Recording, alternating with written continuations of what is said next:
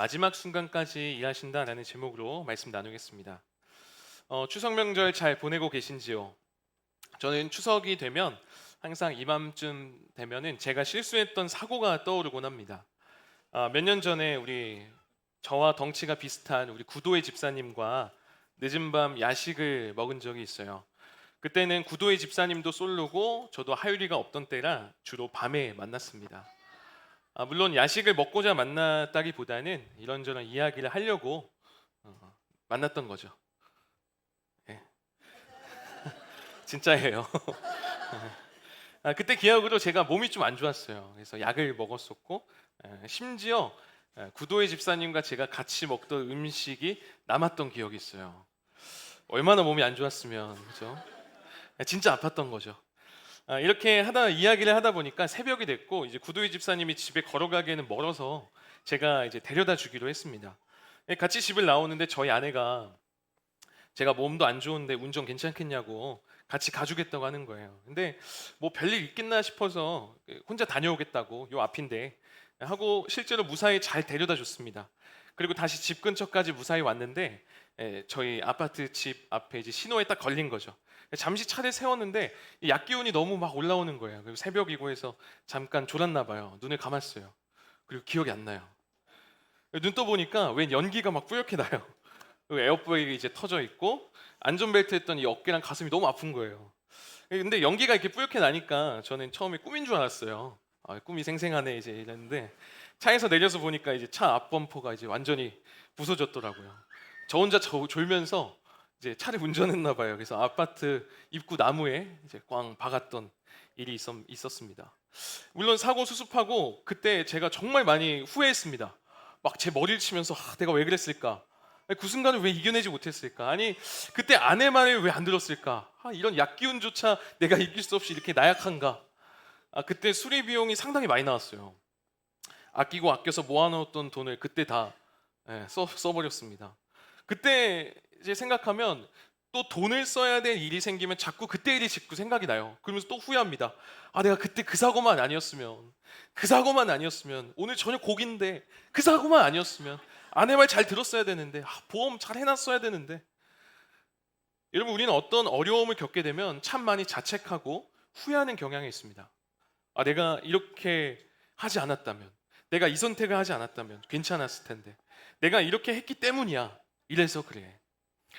오늘 우리가 읽은 빌립보서가 어떤 이야기냐면 바울이 감옥에 갇혀서 빌립보라는 교회에 편지를 쓰는 내용입니다. 이제 자기가 죽음의 판결 앞에 있는 거예요. 이 바울은 죽을 수도 있고 앞날이 어떻게 될지 몰라요. 복음을 전하다가 감옥에 간 겁니다. 여러분 그때 마음이 어땠을까요? 마치 저와 같지 않았을까요? 막 자책하면서 내가 왜 그랬을까? 복음을 좀 더 전략적으로 전했어야 되는데 괜히 이렇게 전하다가 왜 잡혔을까? 내가 왜 이랬을까? 왜 이런 어려움을 내가 맞이하게 된 걸까? 여러분 근데 말씀해 보니까 이 바울은 그렇게 후회했다거나 자책했다라는 표현이 단 한 번도 나오지 않습니다. 그 고난과 어려움 속에서 오히려 바울은 이렇게 반응했다라고 얘기하는데요. 29절을 같이 한번 읽어보겠습니다. 시작. 그리스도를 위하여 너희에게 은혜를 주신 것은 다만 그를 믿을 뿐 아니라 또한 그를 위하여 고난도 받게 하려 하심이라. 네, 이걸 어떤 사람이 이렇게 쉽게 표현을 해놨어요. 그리스도인에게는 두 가지 은혜가 있는데 하나는 그리스도를 믿는 은혜요, 또 하나는 고난 받는 은혜다. 멋지지 않습니까? 고난 받는 것 또한 은혜다라는 거예요. 고난이 그저 괴로운 저주나 피해야 할 것이 아니라 은혜라는 것이 사실 금방 이해는 되지 않지만 여러 성경 번역본을 봐도 그렇게 실제로 표현하고 있습니다. 여러분 메시지 성경을 보더라도 이렇게 얘기하고 있어요. 이 삶에는 그리스도를 신뢰하며 사는 것만 있는 것이 아니라 그리스도를 위해 받는 고난도 있습니다. 여러분 세번역 성경도 이렇게 얘기합니다. 그리스도를 위하여 고난을 받는 특권도 주셨습니다. 여러분 고난이라는 게 그리스도를 위해 겪게 되는 거고 특권이라고까지 지금 표현하고 있는 거예요. 아니 고난은 피해야 되는 거 아닌가요? 나쁜 거 아닌가요? 이해가 안 됐어요. 그런데 바울이 말합니다. 그리스도인에게는 고난 받는 것도 은혜다. 고난 받는 은혜가 있다라고 말하는 거예요. 왜 그럴까요? 바울은 실제로 하나님께서 이 고난 가운데 가장 크게 일하시는 것을 경험했어요. 그 고난 가운데 나를 들어쓰시고 나를 바꾸시는 놀라운 일들을 경험했기 때문에 바울은 지금 이렇게 고백하고 있는 것입니다. 그래서 여러분도 우리도 오늘 말씀을 통해서 함께 돌아봤으면 좋겠어요. 과거에 내가 실수했다라는 그 실패감, 내 잘못된 선택 때문인 것 같은 이 어려운 상황들, 내게 찾아오는 어려움들, 고난을 마주할 때 우리가 어떻게 반응해야 될지 오늘 말씀을 통해서 한번 나눠보기 원합니다. 우리가 이 어려움 상황 속에서, 고난 속에서 실패감과 좌절에 빠지지 않고 이 고난을 딛고 일어서기 위해 기억해야 될 첫 번째입니다. 한번 따라해 보겠습니다. 하나님께 선택권을 드리라. 네, 하나님께 선택권을 드려야 됩니다. 여러분, 빌립보서는 편지입니다. 그래서 양식이 있어요. 먼저 인사하고 진짜 하고 싶은 말을 쓰고 마지막 맺은 말. 이게 편지의 양식인 거죠. 예전에 제가 담당했던 청소년이 군대를 가서 제가 열심히 편지를 써서 보낸 적이 있습니다. 말씀까지 넣어서 열심히 군생활 해라 딱 보냈어요. 답장이 왔습니다. 이렇게 적혀 있었어요. 전도사님 잘 지내세요? 아이들은 잘 지내나요? 저는 어려움 속에서도 잘 지내고 있습니다. 하면서 쭉 이야기하고 있는데 편지에서 정말 하고 싶은 말이 이거였어요. 전도사님, 그런데 전도사님 글씨를 알아볼 수가 없어요. 이게 진짜 하고 싶은 말이었어요. 오늘 말씀도 그래요. 바울이 언제 하고 싶은 말을 하냐면 2장에서 본인이 하고 싶은 말을 해나가요. 이게 진짜 하고 싶은 말이야. 그럼 오늘 우리가 읽었던 1장에서는 뭘 얘기하냐면 자신의 상황에 대해서 이야기를 합니다. 나는 이런 상황이다. 그런데 어떤 상황이냐면 내가 감옥에 갇혔거든요. 사형 선고를 받을 수 있고 어떻게 해야 될지 모르는, 앞이 보이지 않는 암담한 상황입니다. 그런데 바울은 이 암담한 상황 속에서 자신의 상황이 이렇다라고 표현하고 있어요. 우리 본문 23절과 24절을 같이 한번 읽어봅니다. 시작. 내가 그 둘 사이에 끼었으니 차라리 세상을 떠나서 그리스도와 함께 있는 것이 훨씬 더 좋은 일이라. 그렇게 하고 싶으나 내가 육신으로 있는 것이 너희를 위하여 더 유익하리라. 아멘. 바울이 지금 어떤 상황이죠? 딱 끼인 상황입니다. 이도저도 아닌 거예요. 내가 죽으면 주님과 함께 있으니까 좋은 일이죠. 그런데 내가 안 죽으면 빌립보 교인들도 함께 할 수 있으니까 그것도 또 유익한 상황이라는 거예요. 그러니까 도대체가 어떻게 해야 될지 모르는, 이것도 저것도 잘 모르겠는 상황입니다. 말씀 보면 바울이 뭘 이야기하고 싶냐면 정확히 둘 다 자기에게는 어렵다라는 거예요. 나는 어떤 결정을 해야 될지 모르겠다라는 겁니다. 우리의 인생이 딱 그렇지 않습니까? 무언가를 선택하게 되면 다른 것은 할 수 없게 되니까 이것도 선택하고 싶은데 뭔가 조금 아쉬워요. 근데 이걸 선택하게 되면 이게 또 아쉽고 뭘 해야 될지 모르겠고 신중하게 고민은 하지만 확신은 없고 이것도 저것도 아닌 어떤 끼인 상태, 이런 상황을 우리는 자주 마주하게 됩니다. 제랄드 호돈이라는 교수님이 여기에 대해서, 이 상황에 대해서 이렇게 표현합니다. 바울의 마음속에는 이때 혼란이 있었다. 그는 자신의 마음을 정할 수 없었다. 그래서 하나님께서 대신 선택해 주셨다. 무슨 이야기죠? 바울은 자기가 죽을지 살지 몰랐어요. 근데 성경을 보면 나중에 결국 풀려나고 살았거든요. 그렇게 된 이유가 뭐냐면 어떻게 해야 될지 몰랐어요. 끼어 있었습니다. 이도저도 아니었어요. 결정을 못 내려서 고민하고 있으니까 하나님이 대신 선택해 주셨다는 겁니다. 여러분, 바울이 고난 가운데서도 지금 자책하지 않고 후회하지 않고 평안함 가운데 바울이 고난이 은혜다라고 이야기할 수 있었던 결정적인 이유가 뭐냐면 바울은 자신의 삶을 자기가 결정하고 자기가 만들어가고 자기 시간표대로 이끌어간 사람이 아니라 하나님께 선택권을 맡겼던 사람이기 때문에 그렇습니다. 여러분, 우리가 고난의 때, 걱정의 때 왜 불안해하고 왜 염려하죠? 내 뜻대로 안 되니까요. 난 이거 하고 싶은데, 이거 되고 싶은데 이게 안 되네, 또 안 되네. 내 뜻과 내 계획대로 안 되면 찾아오는 게 뭐죠? 불안과 염려라는 것이에요. 여러분, 근데 성경을 보면 똑같이 이 바울과 같이 이 방식으로 하나님께 결정권을 맡겼던 성경 인물이 있습니다. 우리가 잘 아는 뛰어난 인물은 아니에요. 누구냐면 요나서에 나오는 한 선장입니다. 요나서 말씀 아시죠? 하나님이 요나에게 너 니느웨로 가라 했는데 정반대. 아니요, 전 다시스로 갈 거예요. 그래서 배 타고 잘못된 방향으로 가요.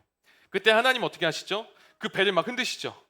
그 배가 완전히 박살나고 깨지고 파손되고 요나도 죽어야 되는데 죽지 않아요. 안전히 갑니다.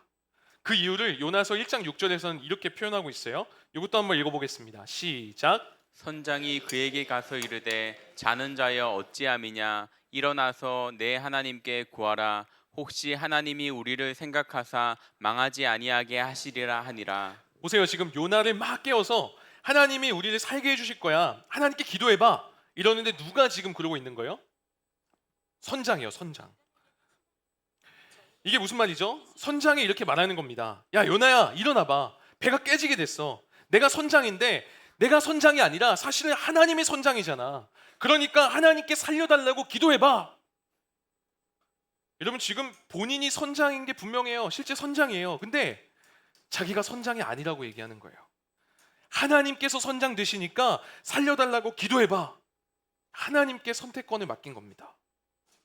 하나님께 결정권을 맡긴 거예요. 그러니까 이 배가 깨지고 부서져야 되는데 안 부서지더라는 겁니다. 왜요? 하나님께 선택권을 맡겼기 때문에. 근데 중요한 건 뭐죠? 우리가 내가 보기에 좋은 것, 내가 보기에 유익한 것, 이걸 선택할 때보다 하나님의 선택을 의지합니다. 하나님 선택해 주십시오. 하나님께 맡길 때 우리에게 중요한 특징이 하나 나타나는데 그게 뭐냐면 우리는 하나님께 선택을 맡길 때 더 이상 후회하지 않는다라는 거예요. 자책하지 않는다라는 겁니다. 여러분, 우리가 왜 후회를 하죠? 과거에 대해서 더 최선을 다하지 못하고 잘못 선택한 것 같아서 끊임없이 후회합니다. 그걸 잊고 싶기도 해요. 내가 선택했는데 그게 잘 안 되니까 다른 거 선택할 걸. 계속 후회하는 겁니다. 그런데 여러분, 예수님께서 성경에 보면 많은 제자들 그리고 많은 병자들을 치유하고 가르치시면서 정말 많이 했던 말씀이 있어요. 뭐였냐면 평안히 가라. 병에서 놓일지어다. 자유케 됐다. 끝났다. 이 얘기 진짜 많이 하셨어요. 무슨 뜻이죠? 더 이상 과거는 힘이 없다. 과거는 너에게 더 이상 영향력 끼치지 못한다. 왜요? 예수님께서 너에게 가장 좋은 선택, 가장 좋은 치료를 해주셨기 때문에 과거가 내 삶에 힘을 끼치지 못한다. 과거는 더 이상 너에게 힘이 없다. 끊어내 주신 거예요. 여러분, 살아가면서 우리는 두 종류의 사람을 만납니다. 과거에 사로잡혀서 과거의 죄책감 가운데, 과거의 절망감 가운데 여전히 거기에 발목 잡혀 살아가는 사람들이 있어요. 이런 사람들은 어떤 사람들이죠? 내가 선택해서 간 사람들이에요. 내가 그거 했어야 되는데, 내가 잘못 선택했나 봐. 내가 그거 선택하지 말았어야 했는데 왜 그랬을까? 내가 선택했기 때문에 계속해서 끊임없이 후회하는 겁니다. 반대로 하나님께 결정권 맡기면 어떻게 되죠? 하나님이 대신 선택해 주셔서 하나님이 가장 좋은 길로 인도하실 것을 믿었기 때문에 후회가 없을 뿐 아니라 더 중요한 것, 내가 후회된 상황까지도 접을 마음을 주신다는 거예요. 여러분, 우리가 지금 고민되는 상황, 어떤 끼어있는 상황, 이것도 저것도 아닌 어찌할지 모르는 그런 상황 속에 있다면 우리는 하나님 앞에 구해야 될 게 뭐죠? 하나님, 제가 살아갈 때 선택할 때마다 그 요나가 만난 선장처럼 선장 모자 벗어 던지고 내가 선장이 아니라 하나님 선장입니다. 하나님께서 선택하시고 하나님께서 이끌어가 주시옵소서. 그렇게 고백하는 내가 되게 하여 주시옵소서. 그럴 때 어떻게 된다고요? 예수님이 말씀하신 것처럼 과거에는 더 이상 힘이 없다. 과거의 잘못된 선택, 그거 더 이상 영향을 끼치지 못한다. 절망감이, 죄책감이, 실망감이 너에게 더 이상 영향을 끼치지 못한다. 주님이 가장 좋은 길로 선택해 주셨기 때문에 과거는 더 이상 힘이 없다 말씀해 주시는 그 주님의 그 소망 갖고 새로운 삶을 살아갈 수 있다라는 것입니다. 여러분, 어려움과 고난과 그 후회와 자책으로 살아가는 것이 아니라 저는 이 소망 갖고 살아가는 저와 여러분 되기를 주님의 이름으로 축복합니다. 그런가 하면 두 번째로 실패감에 빠지지 않고 고난을 딛고 일어날 수 있는 두 번째 기억할 것입니다. 두려워하지 않을 용기를 구하라입니다. 두려워하지 않을 용기를 구하라. 한 아버지에게 연약한 아들이 있었습니다. 맞고 다니는 약간 동네 샌드백 같은 아이였어요. 아버지가 이 아이를 굉장히 강하게 만들고 싶었어요. 그래서 무술에 강한 고수를 찾아가서 제자로 받아달라고 하고 아이를 강하게 만들어 주십시오 맡겼어요. 6개월이 지납니다. 그리고 다시 찾아갔어요. 그리고 아이가 결투하는 걸 딱 보여줬는데 아빠 생각에는 얘가 6개월 동안 수련했으니까 진짜 한 번에 막 때려 눕히고 이제는 이길 줄 알았는데 너무 잘 맞아요. 더 열심히 맞아요. 막 또 맞고 또 맞고. 경기 끝나고 그 고수가 아버지한테 물어봤습니다. 아들이 마음에 드십니까? 아버지가 뭐라고 얘기하냐면 아니 실망했습니다. 아들이 이길 줄 알았는데 얻어맞고만 있더군요. 그때 이 고수가, 이 스승이 화를 내면서 뭐라고 하냐면 이렇게 얘기했어요. 왜 당신은 아들이 맞고도 끊임없이 다시 일어나는 것을 보지 못합니까? 그게 진짜 강함이고 그게 진짜 용기입니다. 자꾸 맞는데, 자꾸 어려움이 있는데 다시 일어나는 것, 그게 용기이고 이 아이는 강해졌다라고 말하는 것이죠. 여러분, 오늘 바울이 빌립보 교인들에게 말하는 게 이겁니다. 그리고 우리에게 말하는 게 이거예요. 너희에게 어려움이 올 때, 고난이 올 때 그 가운데 너희는 두려워하지 말고 용기 내라, 그 이야기하는 겁니다. 여러분, 빌립보 교회는 굉장히 흔들리기 좋은 상황이었어요. 바울이 많은 교회를 세웠는데 그 중에 교회 중심이 여자들이 되어서 세워진 교회가 빌립보 교회예요. 외부에서 핍박이 있어도 뭔가 남자들이 있으면, 뭐 저나 뭐 이렇게 덩치 큰 사람도 있으면 뭔가 그래도 좀 이렇게 외부에서 뭐라고 해도 약간 안전한 것 같잖아요. 물론 우리 더세움 자매들 같은 경우는 저 아무 말 안 했어요 아직. 물론 가희 자매 막 남자 형제 80 이기고, 그래서 막 우리 더세움 여자분들이, 여성분들이 그 교회를 세웠으면 뭐 그때 뭐 지역을 막 장악했겠죠. 당시 빌립보 교회 지역에는 그 여인들이 너무나 연약하고 힘이 없었어요. 그리고 외부에서 조금만 공격해도 흔들렸던 교회였습니다. 게다가 실제로 내부적으로도 서로 질투로 막 싸우고 흔들렸던 그런 교회였어요. 이처럼 교회가 너무나도 위태위태하고 흔들리기 좋은 상황이었는데 그때 바울이 뭐라고 얘기하냐면 이렇게 얘기하는 겁니다. 야, 흔들릴 수밖에 없고 구패할 수밖에 없는 그 상황에서 너 다시 용기를 내라, 두려워 말라, 그 이야기하는 겁니다. 28절 한번 볼까요? 28절 읽습니다. 시작. 무슨 일에든지 대적하는 자들 때문에 두려워하지 아니하는 이 일을 듣고자 함이라. 이것이 그들에게는 멸망의 증거요 너희에게는 구원의 증거니 이는 하나님께로부터 난 것이라. 아멘. 여기 보니까 두려워하지 말라라고 얘기합니다. 여기서 두려워하지 말라라는 것은 겁을 먹어서 막 뒷걸음질 치다가 대열에서 이탈하게 되는 군사 용어입니다. 막 적군이 쳐들어오니까 두려워서 뒷걸음질 치다가 대열에서 이탈해 버리는 거. 여러분, 마찬가지죠. 우리가 신앙생활 하다가 조금만 어려움이 오고 조금 고난이 오고 조금 내가 원치 않는 상황이 오면 하다가 신앙에서 벗어나 버리는 거. 이게 다 용기 없는 두려운 모습이라는 거예요. 근데 이 용기가 어디서 나느냐? 28절 뒤에 이렇게 얘기합니다. 이는 하나님께로부터 난 것이라. 이는 하나님께로부터 난 것이라. 여러분, 용기는 내가 뭔가 강해지고 내가 잘난 게 있고 뭔가 돈이 많고 함께하는 사람들이 많을 때 용기가 생기는 게 아니라는 거예요. 용기 언제 생기냐면 하나님께로 난 것이니라. 하나님께서 주시는 게 용기다라는 거예요. 여러분, 남자들이 옛날에 고음 연습할 때 부르는 노래 중에 마법의 성이라는 노래가 있어요. 혹시 아세요? 그래서 끝없는 용기와 지혜를 달라고 이런 가사가 있어요. 근데 이 부분이 굉장히 성경적이에요. 왜냐하면 용기는 내가 막 으악 하고 막 아자아자 해서 생기는 게 아닙니다. 용기는 뭐라고요? 이는 하나님께로부터 난 것이라. 하나님께서 주시는 게 용기라는 거죠. 언제 주시죠? 언제 용기가 생기죠? 한번 따라해 보겠습니다. 하나님께서 모든 것을 다스리고 계신다. 하나님께서 모든 것을 다스리고 계신다는 이 사실을 믿을 때 우리에게 주시는 게 용기라는 거예요. 담대함이라는 거예요. 하나님의 어떤 한 부분만, 이 문제만 주관하시는 것이 아니라 내 전평생 이 문제뿐만 아니라 앞으로의 모든 고난과 어려움까지도 하나님이 다 다스리신다. 이것을 믿을 때 생기는 게 용기라는 겁니다. 여러분, 노진준 목사님이 쓰신 다니엘서라는 책에 보면 굉장히 도발적인 질문을 해요. 힘든 일이 생기면 그리스도인들이 이렇게 생각을 해요. 보통 이렇게 질문을 한다는 거죠. 왜 이렇게 힘든 일이 생기지? 왜 하나님이 나에게 이런 고통을 주지? 왜 이렇게 아픔이 있지?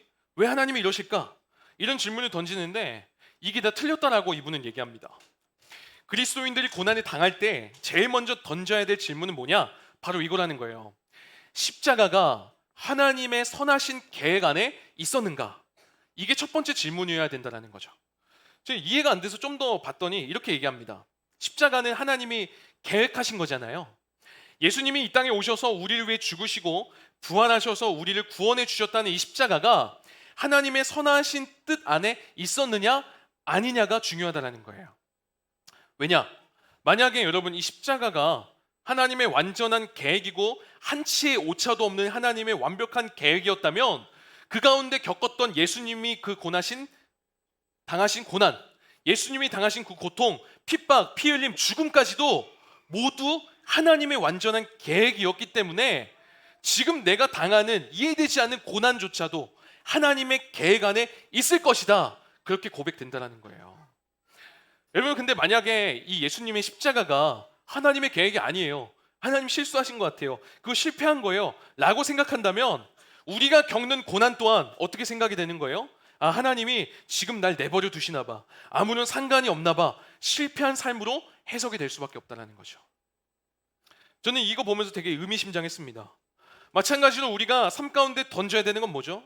예수님의 십자가가 하나님의 완벽한 계획과 뜻이었다면 내가 만나는 이 문제, 내가 만나는 이 두려워하는 것들, 그건 역시 하나님이 다스리시는구나, 하나님의 계획 안에 있구나, 하나님의 계획에서 벗어나지 않는구나, 그때 우리에게 주어지는 것이 바로 용기다라는 것입니다. 그래서 저는요, 여러분이 우리가 이렇게 살았으면 좋겠어요. 우리가 힘들 때마다 하나님께 구하는 게 뭐죠? 어떤 문제가 올 때마다 하나님께 구하는 게 뭐죠? 우린 보통 이렇게 기도해요. 하나님, 내 기준에 하나님 이렇게 좀 맞춰주십시오. 하나님, 이거 딱 들어맞기 원합니다. 지금이 타이밍입니다. 하나님, 내가 꿈꾸는 거, 내 계획 이겁니다. 하나님, 이것 좀 들어주세요. 나머지 삶은 상관없어요. 하나님, 일단 이 문제, 이거 하나만이라도 하나님 좀 도와주세요. 우린 이렇게 기도해요. 근데 하나님이 요구하시는 건 뭐냐? 야, 네 기도 제목에 내가 맞춰주는 게 아니라 너의 일상의 모든 삶이 내 기준에 맞았으면 좋겠다. 내 나머지 모든 삶을 다 내가 다스렸으면 좋겠다. 그러면 내 삶의 모든 것을 하나님이 다스리시니 하나님 뭐 주신다고요? 용기 주신다는 겁니다. 그래서 여러분, 하나님이 원하시는 삶, 하나님이 바라시는 그 걸음 할 때마다 생기는 게 뭐죠? 거룩함으로 우리가 몸부림칠 때마다 생기는 게 바로 용기와 담대함인 거예요. 그래서 내 뜻에 하나님이 맞춰줬으면 좋겠어, 이게 아니라 우리가 하나님의 뜻에 맞는 삶을 살아가길 소망하며 가야 된다는 거죠. 그러면서 하나님이 이 문제뿐만 아니라 내 삶 모든 것을 다스리십니다 인정하고 고백하며 나아갈 때 우리 어떻게 된다고요? 모든 것을 다스리시는 하나님이 실수 없이 완벽하시기 때문에 이 문제 또한 다스리시기 때문에 나는 두렵지 않다, 그 고백할 수 있게 되는 줄로 믿으시기 바랍니다. 여러분, 실패감에 빠지지 않고 고난에 딛고 일어서기 위해 기억해야 될 마지막 세 번째입니다. 우리가 믿음으로 기다리고 견뎌야 된다는 거예요. 여러분, 옛날에 히말라야라는 영화가 있었어요. 눈사태 나서 사람들이 거기에서 막 극복해가는 그런 영화인데, 제가 그때 한 사실을 알게 됐습니다. 눈사태가 나면 눈에 갇혔을 때 어떻게 해야 되는지 아세요? 눈사태가 나서 죽은 시신들을 딱 보면은 대부분 어떻게 죽어 있냐면, 출구는 이쪽인데 반대쪽으로 계속 파고 들어가다가 오히려 깊숙이 들어가서 죽는 경우가 많다고 해요. 왜 그런가 봤더니 두 가지를 잊어서 그래요. 여러분, 맨 처음 눈사태 나면 어떻게 해야 되냐면, 여러분 잘 기억했다가 우리 겨울에 죽는 일 없이 생존 방법이에요. 눈사태를 겪으면 이렇게 하시면 살 수 있대요. 눈사태가 딱 나서 막 눈에 갇혀요. 처음에 뭘 해야 되냐면 침을 뱉으랍니다. 그럼 침을 뱉으면 뭐가 나오죠? 향기가 나오나요? 아니죠. 침이 딱 떨어지잖아요. 침이 떨어지면 중력에 의해서 바닥으로 떨어진대요. 그 침이 떨어지는 쪽이 바닥인 거죠. 그래서 그 떨어진 반대쪽으로 막 파고 올라가면 나올 수 있다는 거예요. 살 수 있다는 거죠. 침을 뱉어서 딱 뱉었는데 갑자기 침이 이렇게 됐어요. 그러면 어디로 파야 되는 거죠? 밑으로 파야 되는 거예요. 이 생존법, 침을 뱉어라, 눈을 파라. 근데 사람들이 침은 뱉지 않고 눈만 계속 판대요. 어딘지 모르고. 그러다가 반대 방향으로 간다는 거죠. 마찬가지입니다. 여러분, 우리가 고난을 당할 때, 어려움을 당할 때 왜 말씀 봐야 되죠? 왜 하나님의 뜻을 또 구해야 되죠? 왜 또 순종해야 되죠? 왜 우리가 말씀으로 살아가야 되느냐? 딱 하나예요. 성경은 우리가 나아가야 될 방향을 지금도 계속해서 이야기해주고 있기 때문에 그렇습니다. 뭘 이야기하죠? 오늘 말씀해 보니까 바울이, 야, 이쪽이 출구야, 이쪽으로 파고 가야 널 살 수 있어 하면서 이렇게 말합니다. 우리 30절을 같이 한번 읽습니다. 시작. 너희에게도 그와 같은 싸움이 있으니 너희가 내 안에서 본 바요 이제도 내 안에서 듣는 바니라. 내가 감옥에서 갇혀서 지금 싸우는데 너희가 승리할 방법이 있어. 너희도 내가 싸우는 것처럼 너희도 싸워라 말하고 있는 거예요. 여러분, 여기서 싸우다라는 표현이 어떤 표현이냐면 원형 경기장 안에 두 사람이 열심히 힘겨루게 하는 그런 단어입니다. 여기서 중요한 건 뭐냐면, 상대가 있을 때 내가 끝까지 그 싸움에서 버티기만 하면 해볼만 하다라는 거예요. 버티기만 하면 승리에 가까워진다는 거죠. 근데 우리의 삶을 보면 문제가 뭐죠? 자꾸 포기해요. 자꾸 도망가고 안 될 거야 한계 짓고 끝내니까 문제라는 거죠. 바울은 그 경기 가운데 싸움 가운데 떠나지 말고 야 끝까지 믿음으로 견뎌라. 그러면 너 승리하게 될 거다. 그 이야기 지금 하고 있는 거예요. 여러분 고난과 시련이 힘든 이유는 딱 하나입니다. 언제 끝날지 모르기 때문에. 너무 힘든 거예요. 우리 집이 언제쯤 편해질까? 내 가족은 언제쯤? 내 직장은 언제쯤? 내 이 문제는 언제쯤? 내 삶은 언제쯤? 모르겠으니까 너무 힘든 거예요. 여러분 보세요. 어린 아이를 키우는 거하고 병중에 계신 어르신을 돌보는 거하고 어느 쪽이 더 어려울까요? 물론 육아도 너무 힘들지만 어르신, 병중에 계신 어르신 돌보는 게 훨씬 더 어렵대요. 왜냐면 애들 돌보는 건 머릿속에 어느 정도 기한이 다 있대요. 1년 지나면 얘가 걸을 거고 얘가 이쯤 되면 말할 거고 조금 있으면 달릴 거고 얘가 어느 정도 끝나는 시점들이 이제 어느 정도 계산이 되는 거죠. 그런데 병중에 있는 사람들은 이게 언제 끝날지 모르는 거예요. 그러니까 너무 힘든 거죠. 그런데 여러분 고난은요 이거와 달리 바울이 이야기하고 있는 건 이겁니다. 야 너에게 끝날 것 같지 않은 그 고난이 있니? 그거 반드시 끝난다. 조금 있으면 끝난다. 그러니까 그 가운데 견뎌. 포기하지 말고 조금만 있어. 그러면 승리할 수 있어. 그 이야기하는 겁니다. 그래서 우리가 살아가면서 꼭 기억해야 될 한 가지 문장이 있습니다. 바로 이겁니다. 고난에는 유통기한이 있다는 거예요. 고난에는 유통기한이 있습니다. 그리고 생각보다 짧습니다. 그런데 우리는 계속해서 이 고난이 갈 거라고 생각해요. 지금이 어려움이 계속될 거라고 생각해요. 그런데 그거 아니라는 거예요. 그래서 마귀는 우리에게 어떻게 하죠?